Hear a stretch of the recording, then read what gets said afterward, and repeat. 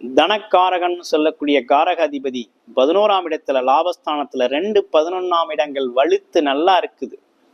ஒரு நல்ல அமைப்பு இருக்குது. அப்ப என்னன்னா ஒரு நல்ல வருமானம் வரக்கூடிய ஒரு அமைப்பும் அதை சேமித்து சொத்தாக உருவாக்கக்கூடிய ஒரு அமைப்பும் கடகராசினியர்களுக்கு இந்த ஆவணி மாசத்துல ரொம்ப சிறப்பா கிரக நிலைகள் அமைஞ்சிருக்கு. அரசு காரியங்கள் அனைத்தும் சிறப்பா நடக்கக்கூடிய காலகட்டம்.